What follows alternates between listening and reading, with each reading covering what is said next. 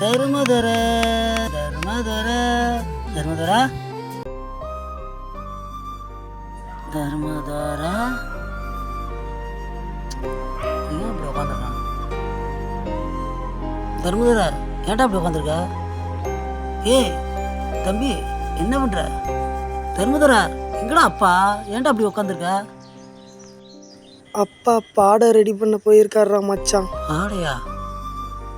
உனக்கு என்ன சபா, நீ எல்லா சப்ஜெக்ட்லையும் பாஸு. யாரு நானா? ஆனால் நான் அப்படியா?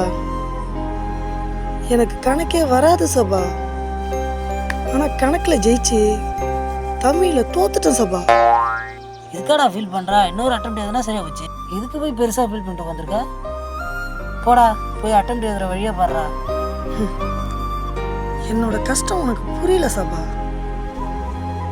இனிய உளவாக இன்னாத கூறல், அதுக்கு மேலே தெரியல. நம்ம தமிழ் மிஸ் இந்த பாட்டை செருப்பால் அடித்து சொல்லி கொடுத்தாங்க. ஆனால் பரீட்சையில் ஒரு பருப்பும் வேகல. மச்சான் படிப்பில் ஃபெயில் ஆகிட்டேன்னு ஃபீல் பண்ணாதடா. படிப்பு மட்டும்தான் வாழ்க்கை இல்லை, அதை தாண்டி எவ்வளோ இருக்குது. பாஸோ ஃபெயிலோ அதை தாண்டி வாழ கற்றுக்க மச்சான். இதுக்கெல்லாம் ஃபீல் பண்ணாதடா. ஓகே என்னங்க நான் சொல்கிறது உண்மை தானே?